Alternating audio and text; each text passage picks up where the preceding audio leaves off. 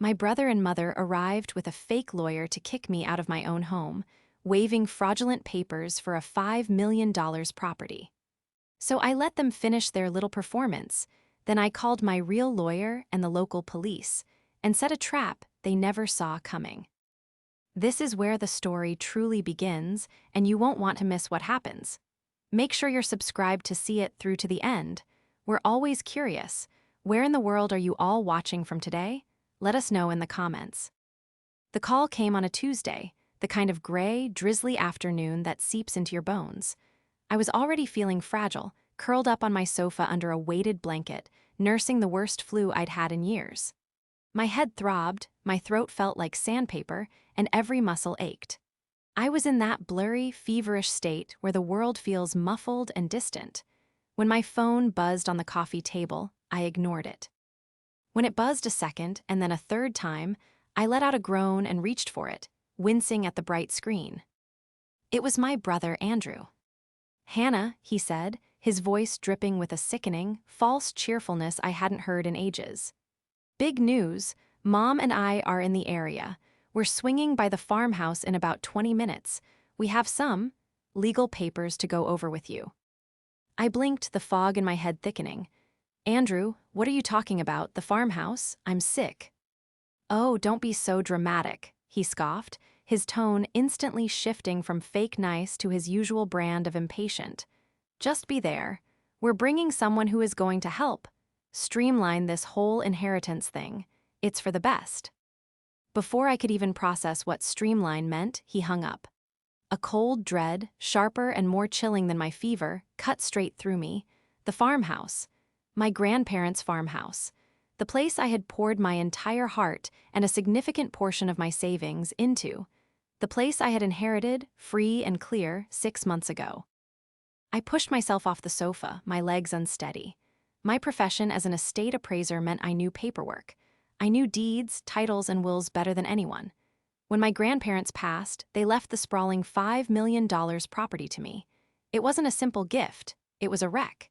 It was saddled with reverse mortgages, back taxes, and liens that would have seen it seized by the bank within a month. My mother, Margaret, and my brother, Andrew, had wanted nothing to do with it. "It's a teardown, Hannah," my mother had said with a wave of her hand. "A money pit, let the bank take it." Andrew just saw it as a problem he couldn't instantly liquidate. I took it on. I took a personal loan, liquidated my own retirement accounts, and spent 4 agonizing months in probate court, satisfying every creditor. I used my professional knowledge to navigate the labyrinth. 6 months ago, the new, clean deed with my name, Hannah M. Gable, as the sole owner, was recorded by the county. I had saved our family's legacy. I hadn't told them when it was finalized. I just quietly kept restoring the old Victorian, room by room, my sanctuary. 20 minutes later, a shiny, unfamiliar luxury sedan crunched up the gravel driveway. My mother, Margaret, got out of the passenger side, dressed in her Sunday best. Andrew bounded out of the driver's side, grinning from ear to ear, wearing a suit that was clearly too expensive for him. And from the back seat emerged a man I didn't know, carrying a cheap-looking briefcase. He looked less like a lawyer and more like a used car salesman. They marched up to my porch, Andrew leading the way. He didn't even knock, just shoved the door open. "Hannah, there you are, you look terrible." "I'm sick, Andrew," I repeated, clutching my robe tightly. "Well, this will make you feel better, or worse. Depends on how you look at it," he said with a little laugh. He motioned to the stranger. "This is Mr. Peters. He's our legal counsel. Mom and I have been talking, and we've decided that this whole arrangement just isn't fair."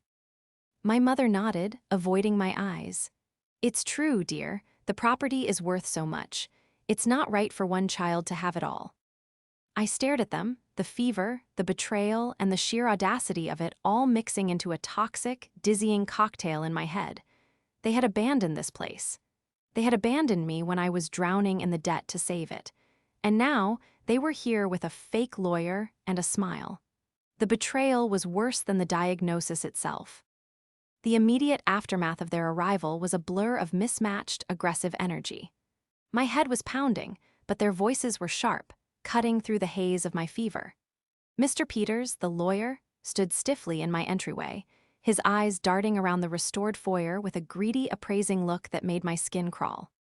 Andrew, on the other hand, was all manic energy, pacing the antique hardwood floors I had personally refinished, his hands gesturing W. "Ildley, you've done some work," Andrew commented, tapping a hand on the solid mahogany newel post. "Good, good, that'll save us some trouble." "Us," I managed to croak, leaning against the doorframe for support. My entire body felt weak, but a new, cold anger was starting to build beneath the illness. "Yes, us, Hannah," my mother, Margaret, said, finally looking at me. Her expression wasn't one of concern for her sick daughter, it was one of impatient resolve. It was the same look she got when she was trying to return an item without a receipt. "Andrew has a new business venture, a big one, and he needs capital. This house, this land, it's the capital."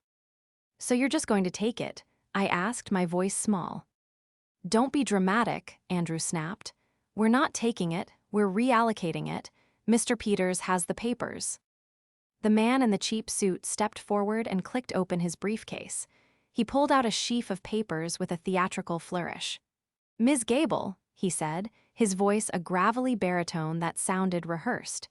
"We have here a motion to contest the probate ruling, based on undue influence and, unequal distribution of familial assets." My mind, though foggy, snagged on the words. As an estate appraiser, I knew the legal jargon. Undue influence, unequal distribution. The probate was closed 6 months ago. The contest window is long gone, and you would have had to be part of the original probate case, which you weren't. You both signed waivers disavowing any interest. Andrew's smug smile faltered for a second. He looked at Mr. Peters, who quickly recovered. But this is a new filing," Mr. Peters said, holding the papers out to me. "A family settlement, see? Your mother as co-heir to the original estate." "She wasn't co-heir," I interrupted, my voice gaining a tiny bit of strength. "Grandma's will was specific. It was left to me. You both saw the will." "The will you probably tricked her into signing," Andrew shouted. "I was in a different state when she signed it, Andrew," I said, the cold anger rising. "I was in college." "Enough," Margaret said, stepping forward. "Hannah, this is how it's going to be. We are moving forward. This is what's fair. Andrew deserves his chance. We're giving you until Friday to clear out your personal things. The movers will be here on Saturday. Be reasonable." They stood there, the three of them, a united front of pure, unadulterated greed. My mother, my brother, and this charlatan.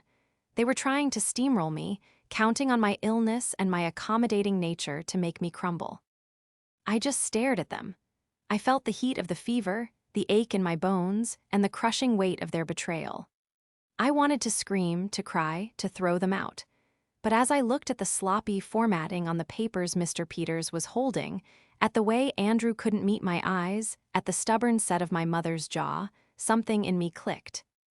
I let out a small, dry cough, which turned into a laugh. It was a weak, wheezing sound, but it was a laugh. They all stared at me. "What's so funny?" Andrew demanded.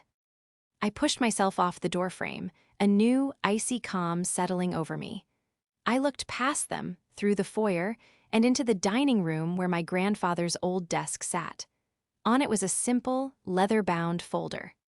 "Nothing," I said, my voice hoarse. "Nothing at all, you reminded me of something. You're right, we should be fair." I held up a hand as Mr. Peters tried to shove the papers at me again. "I'm not signing anything today, I'm sick. You said yourself I look terrible. Leave the papers. I'll have my lawyer look at them." My words were a lie, but they were the right lie. It was a strategic retreat. Andrew looked triumphant. "Fine, have your little lawyer look, it won't matter. These are solid, we'll be back. Friday, Hannah, be gone." They turned and left. I watched them pile back into the sedan, Andrew patting Mr. Peters on the back. The car spun on the gravel and sped down the drive. I locked the deadbolt, my hand shaking. I stumbled back to the sofa and collapsed, the adrenaline fading, leaving me weaker than before. I was alone, sick, and my family was trying to steal my home. But as I drifted off into a feverish sleep, one thought kept repeating in my head, a tiny, hard kernel of an idea. They were so focused on the inheritance. They were so focused on the will. But they had forgotten one crucial thing. They had forgotten what I do for a living. To understand my mother and brother, you have to understand my grandparents.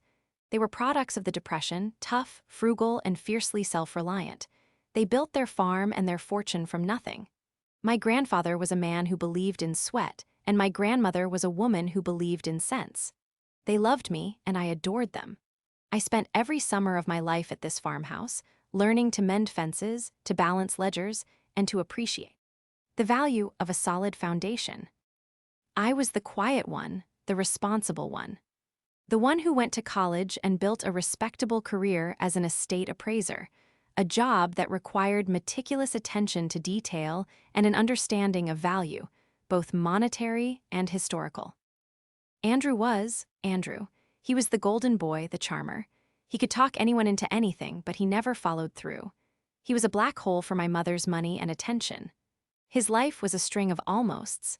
The app that almost got funded, the crypto that almost boomed, the startup that almost had a buyer. He was 33 years old and had never held a real job, always living off Margaret's dwindling retirement and his own inflated sense of impending greatness. My mother, Margaret, enabled it all. She saw Andrew's failures as near misses and my success as luck. In her eyes, the scales were unbalanced. My stability wasn't something I had earned, it was something I had. And what I had, I should be willing to share, or rather to give to Andrew, who needed it more. This dynamic had defined our lives. When my grandparents got sick, I was the one who managed their care, paid their bills, and held their hands. Andrew was too busy with a critical launch phase. My mother was too emotional to handle the details. When they passed and the will was read, I was as shocked as anyone. They had left me everything. The house, the land, the accounts, and the crushing mountain of debt they had hidden from everyone. The farmhouse was a $5 million property on paper, but in reality, it was a $500,000 liability. My mother and brother, upon hearing of the debts, had signed their waivers with breathtaking speed. "You're the appraiser, Hannah," Andrew had said, clapping me on the shoulder. "You figure it out." And I did. I liquidated my own assets. I worked with the banks. I spent every weekend for 8 months driving out to the property, hauling debris, and managing contractors. I had saved it. It was mine. Now, as I recovered from the flu, a cold, clear-headed rage replaced the fever. Andrew's new venture was clearly his most audacious. He wanted the $5 million asset, and he had convinced our mother to help him take it. He had even found a co-conspirator. This Mr. Peters, I had to know who he was. When they left, I had a moment of clarity. I didn't take the papers he offered, but as he'd held them out, I'd used my phone, my hand trembling, to snap a blurry photo of the letterhead at the top. It was just a glance, but it was enough. Peters Legal Services, it read, with a local address. My first call wasn't to a lawyer. It was to a private investigator I'd worked with before, a guy named Mike who normally helped me track down obscure assets for complex estates.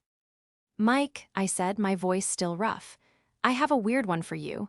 A guy named Mr. Peters, claiming to be a lawyer." I sent him the photo. "On it," he replied. My second call was to my real lawyer, David Chen.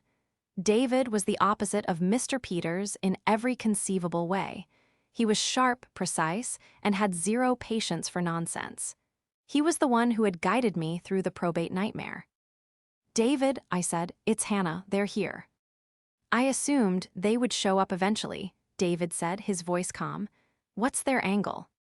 I explained the visit, the fake lawyer, the fraudulent papers, the Friday deadline. "Good," he said. "You didn't engage, you didn't sign anything, you didn't even touch the papers. Perfect. Now we let them build their own trap. You're an appraiser, Hannah. You know the value of a solid document. And you have the most solid one of all, the deed. They have a fantasy." "They're coming back on Friday, David," Andrew said Saturday with movers. "Let them," David said, and I could almost hear the thin smile in his voice. "Let them show up. Let them bring their movers. In fact, I want you to be there. But you won't be alone. "We're not just going to stop them, Hannah. We're going to end this, for good." He was right. I wasn't just a victim, I was a strategist. I was the one who held the proof, the leverage. My grandfather had always told me, "Don't get mad, Hanny, get smart." My phone buzzed. It was Mike. "Got him," the text read. "Name's Arthur Peters. He's not a lawyer. He's a disbarred notary. Lost his license in 2019 for real estate fraud. He's got 2 pending cases against him for scamming the elderly. This guy isn't just a fake, he's a professional criminal." A chill went down my spine, but it was quickly replaced by a hot, sharp sense of purpose. This wasn't just a family squabble. This was a conspiracy to commit fraud. Andrew hadn't just brought a friend, he had hired a known con artist to steal my home. My trap was no longer just about defending my property. It was about exposing them. The next 48 hours were a masterclass in controlled burn fury. The fever broke, leaving me exhausted but wired, my mind as sharp and clear as a winter morning. I had shifted from passive victim to active strategist. The key to this entire thing wasn't just the deed I held, it was the trap I was about to set. David Chen's plan was simple, and that's why it was brilliant. "They are counting on you to be emotional, Hannah," he'd said. "They are expecting you to panic, to call them, to yell. We will do the opposite. We will be silent. We will be professional. We will be a brick wall." My investigation was already complete thanks to Mike. I had Arthur Peters' entire rap sheet. He was small-time, preying on people who didn't understand the system. That made Andrew's involvement even more sinister. My brother had actively sought out a criminal to defraud his own sister. The leverage was my deed, my stack of settled debt receipts, and my title insurance. But the trap was Andrew's own arrogance. He believed I was weak. He believed our mother's influence would be the final straw. He had no idea I had spent my entire career documenting, appraising, and protecting. I didn't wait for them to come back on Friday. That was their timeline, not mine. I had work to do. I spent Thursday setting up. I called the local police precinct, not 911, but the non-emergency line. I spoke to a Sergeant Miller, explaining the situation calmly and professionally. "I have a title dispute, Sergeant. My brother and his associates are threatening to forcibly remove me from my property, which I own. They are bringing movers on Saturday. My attorney will be present." I emailed him a copy of the deed, the finalized probate court order, and most importantly, Mike's report on Arthur Peters. The words disbarred, fraud, and pending cases did the trick. "Ma'am," Sergeant Miller said, his tone shifting from civil dispute to criminal matter. "You're right to call. Attempting to evict someone with fraudulent documents, especially with a known fraudster, is a serious offense. We can't intervene in a civil matter, but we can be present to prevent a breach of the peace and to act if we witness a crime in progress, like trespassing or uttering forged documents. That's all I ask, Sergeant, just to be there. Saturday morning, 9 a.m. We'll have a car there, Ms. Gable, don't you worry." Next, I called the moving company. Andrew, in his infinite stupidity, had used his own name. I found Andy's Big Move in the local listings. I called them not as Hannah, but as a concerned neighbor. "Hi," I said, pitching my voice up. "I'm calling about the move scheduled for Saturday at the old Gable farmhouse. My brother, Andrew, booked it. I just wanted to confirm the time." The dispatcher, bless her, was all business. "Yep, got it right here. Gable, 9 a.m. Saturday. Big job, whole house." "Wonderful," I said. He can be a bit disorganized. Is the payment all set?" "Oh, he paid the deposit, but he's paying the balance on site. Cash. He said the current resident might be a bit difficult, but that he had the legal papers to show her." "He certainly does," I said. "Thank you so much." So he was planning to pay the movers with my money after he'd sold my house. The audacity was breathtaking. I spent the rest of the day preparing the house. I set up a small, discreet security camera in the living room, pointing toward the front door. Legal on my own property. I put together a file, a very neat, very professional file. In it, I placed A certified copy of the deed. A copy of the final, closed probate order. Signed, notarized copies of the waivers from Andrew and Margaret, disavowing all interest in the estate. The final, paid-in-full statements from every creditor, bank, and lien holder. Mike's printed-out report on Arthur Peters. A new, crisp, no trespassing sign, which I hadn't posted yet. I felt powerful. The fever was gone, the fear was gone. I was an appraiser, and I had appraised the situation. The value of their claim was 0. Friday came and went. I didn't hear a peep from them. They were letting me stew, I imagined. They were letting me panic about their deadline. I spent the day drinking tea and calmly packing a small overnight bag just in case. Not because I thought I'd have to leave, but because I knew that after Saturday I would want a break. I'd go to a spa. I'd earned it. Friday evening, I was sitting on my porch, watching the sunset paint the fields gold and purple when my phone rang. It was Andrew. "Well," he barked, no hello. "Well, what, Andrew?" I asked calmly. "Don't play dumb. Did your lawyer look at the papers?" "I'm afraid I was too sick to get them, Andrew. You never actually gave them to me, remember? You just waved them in my face." I heard him huff. "It doesn't matter. You got the message. This is your last night. The movers are coming at 9. I expect you and your junk to be gone. Mom and I are being generous, giving you the weekend." "And Mr. Peters, is he coming too?" I asked, a little thrill running through me. "Mr. Peters's work is done. He's on retainer," Andrew said, clearly puffing himself up. "This is a family matter now. Just be out, Hannah. Don't make this harder than it has to be." "I have no intention of making this hard, Andrew," I said, my voice as smooth as glass. "In fact, I plan to make it very, very easy." "Good, for once you're being smart. See you tomorrow," he sneered and hung up. I smiled, took a sip of my tea, and called David Chen. "They're confirmed. 9 a.m. "Excellent," David replied. "I'll be there at 8. Sergeant Miller will be there at 8:30.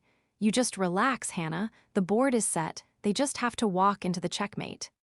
The anticipation was almost unbearable. I barely slept, not from fear, but from a kind of righteous, electric energy. This was the moment I was taking my life back. This was the end of being the responsible doormat. The first confrontation was about to happen. I knew they were expecting me to be in tears, frantically throwing clothes into boxes. They were expecting me to be weak.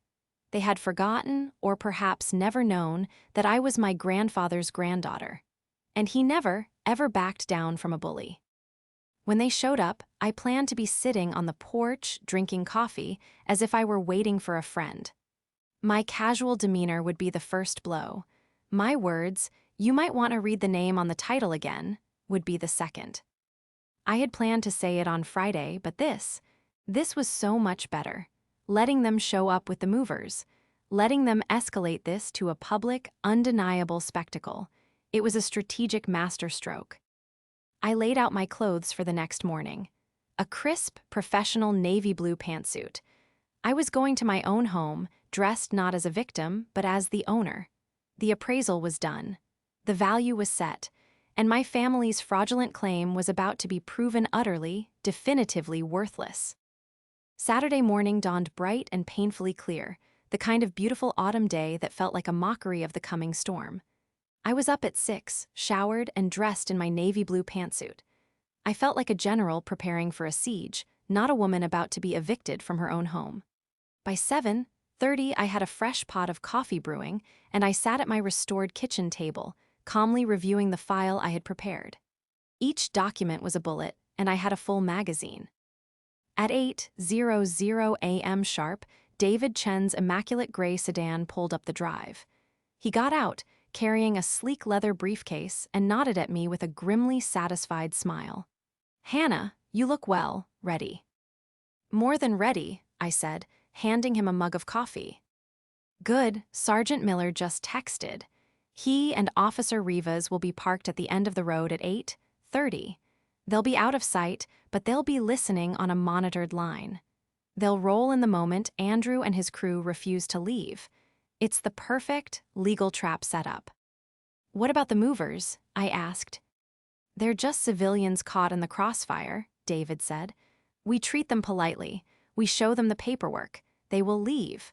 Their company's insurance doesn't cover aiding and abetting felony fraud. At 8:32, a marked police cruiser drove slowly past the entrance to my driveway and parked on the county road, just behind a stand of old oak trees. They were invisible from the house, but their presence was a comfort. The next 30 minutes were the longest of my life. I stood by the living room window, watching the empty road. David sat at the table, calmly sipping his coffee as if he were waiting for a routine client meeting. At 8:59 on the dot, it began. First, a massive yellow moving truck, Andy's big move, rumbled up the long driveway. It looked absurdly large against the backdrop of the Victorian farmhouse. It parked in the middle of my gravel turning circle, and two men in matching jumpsuits got out, looking around confusedly. Seconds later, my mother's beige sedan pulled in behind it. My mother, Margaret, got out of the passenger side, already looking tense.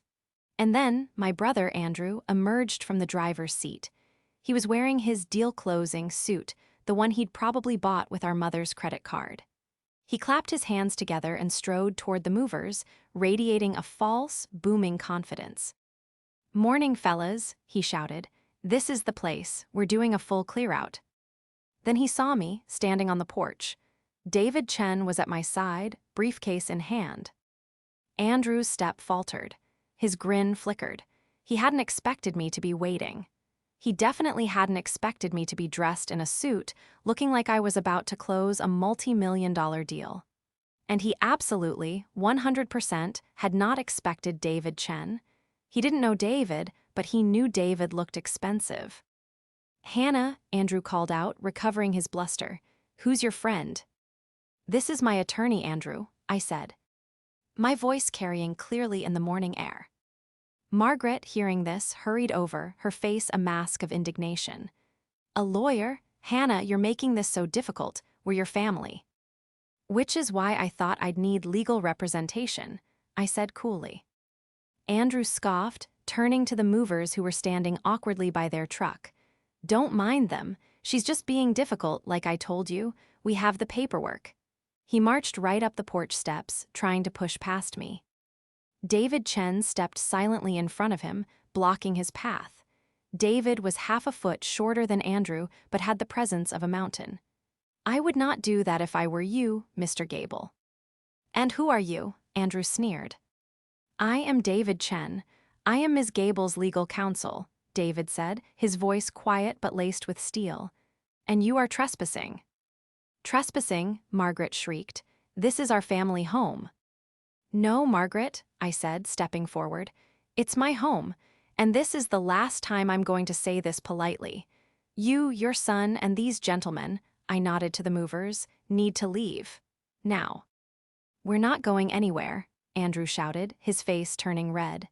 "We have the papers. We have the court order. You're out, Hannah. You lost." He pulled a crumpled, familiar-looking sheaf of papers from his suit pocket, the same fraudulent documents from Mr. Peters. This was it, the moment of irrefutable proof. "A court order?" David said, his voice dangerously soft. "Please show me. I am an officer of the court. I am required to obey a lawful order."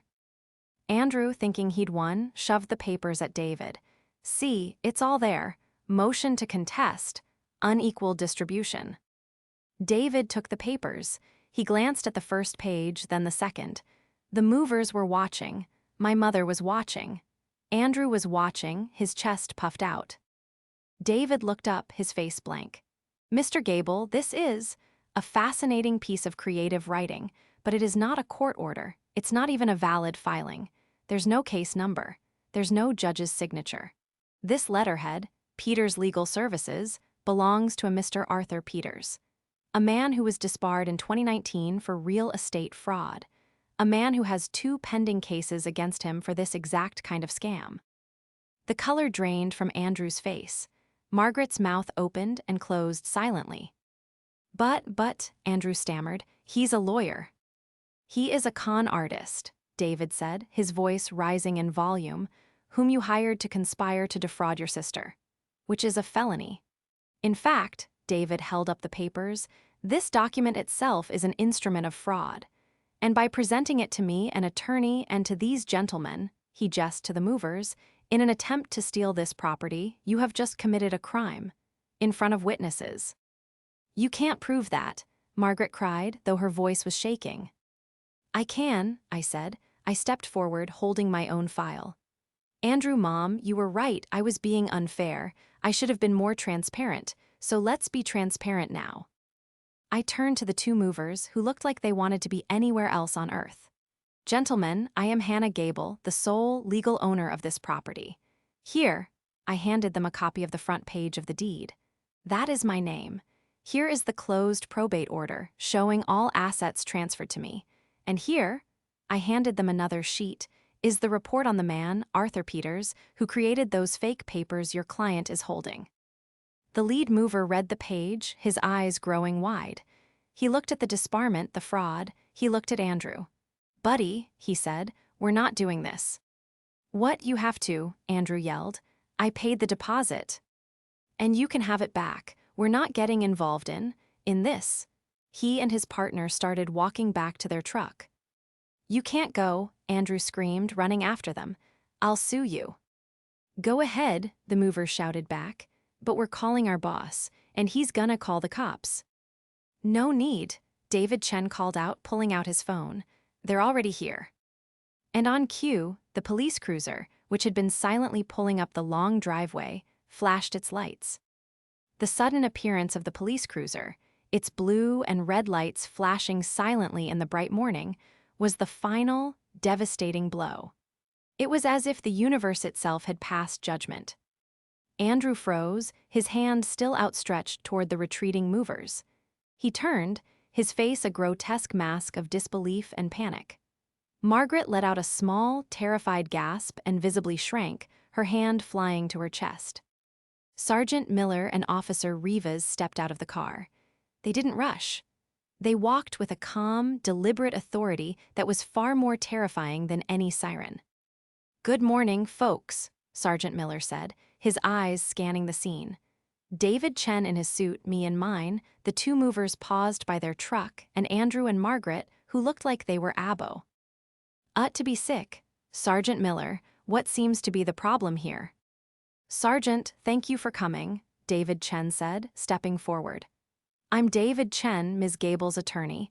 This is my client, Hannah Gable. She's the owner of this property." "We know that, sir," Sergeant Miller said, nodding to me. "We reviewed the documents she sent." Andrew's head snapped toward me. You called them. You called the cops on your own family." "I called them to protect my property from criminals," I said, my voice cold and even. "Which, right now, includes you." "That's not true," Margaret cried, finding her voice. She rushed toward the sergeant. "Officer, this is a misunderstanding. This is a family dispute. She tricked our mother and father. She stole this house." "Ma'am," Sergeant Miller said, holding up a hand, "we are well aware of the probate case.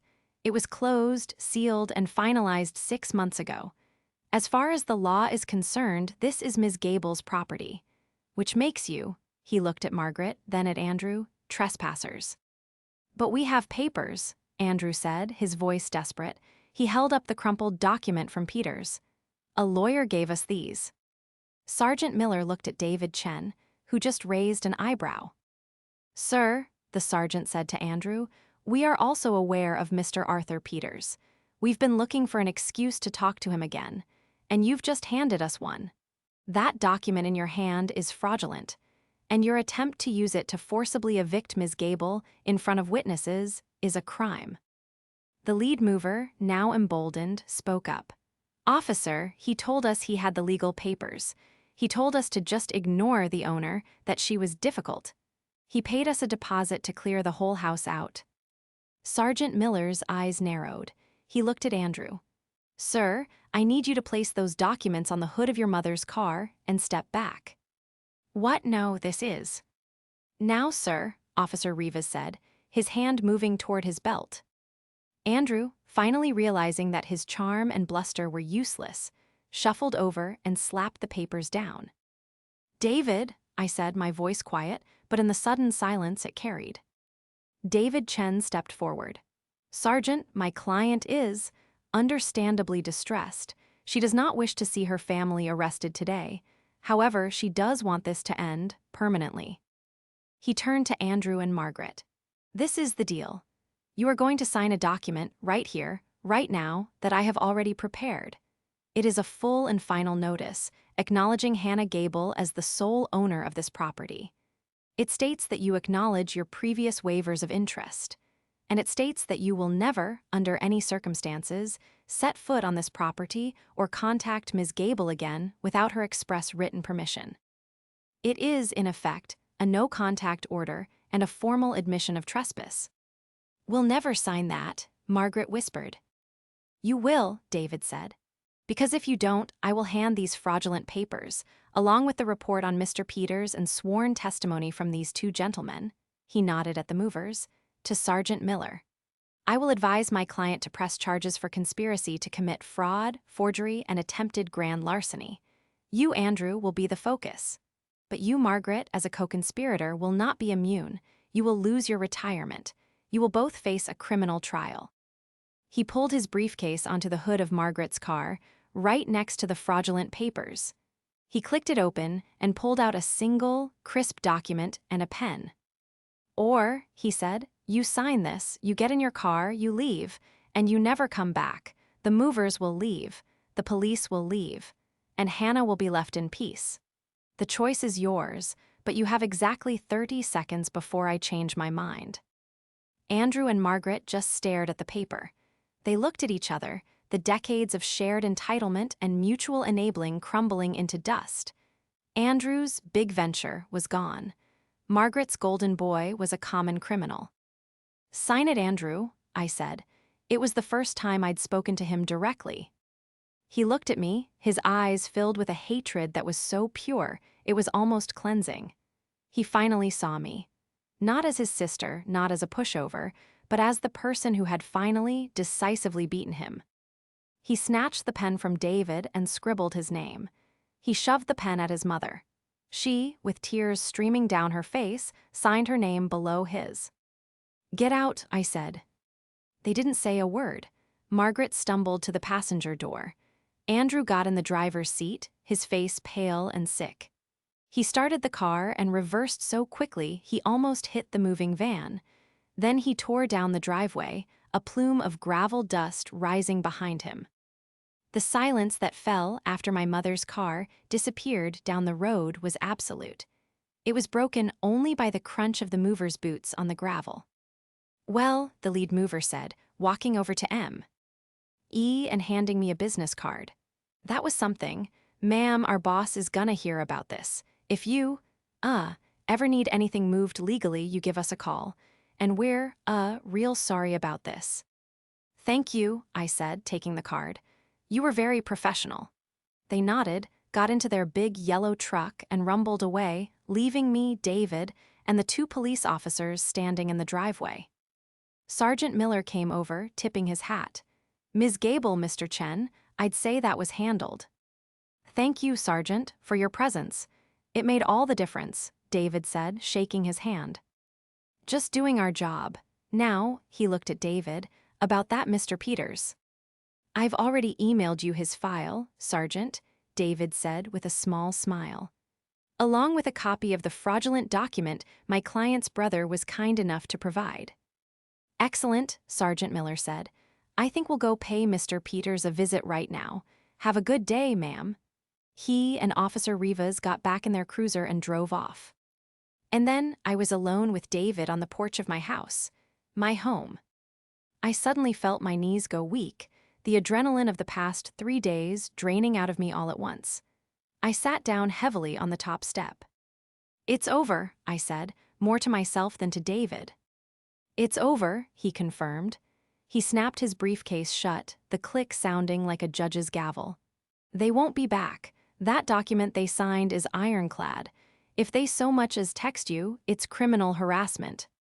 "What will happen to them?" I asked, looking out at the fields. To Andrew and Margaret? Nothing from you. You gave them a gift they didn't deserve, a clean escape. But the world they live in, it's not so forgiving. Andrew will have to find a new venture. Margaret will have to face the fact that her retirement is all she has. Their team is broken. That's a worse punishment for them than any jail time. He was right. Their codependent, toxic bond was all they had, and I had just exposed it for what it was, a partnership in failure. As for Arthur Peters, I saw his name in the news a month later. He was arrested, and thanks to the new evidence I had provided, his other fraud cases were reopened. He was facing serious time. Andrew had, in his stupidity, helped bring down his own con artist. I, on the other hand, began to heal. I used the money I had saved for my spa day to instead install a new, state-of-the-art security system. Not because I was scared, but because it felt like a good, solid investment. I went back to my work, appraising estates, but something was different. I found myself taking on cases for elderly clients, helping them set up ironclad wills and trusts, teaching them how to spot predators like Peters and like Andrew. I used my skills to protect others, to give them the peace of mind my grandparents had tried to give me.